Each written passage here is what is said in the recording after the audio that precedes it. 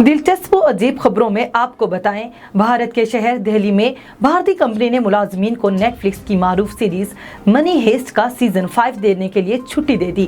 Company के मुताबिक मुलाजमीन आराम से घर बैठकर इससे लुत्फानंदोज हो सकेंगे।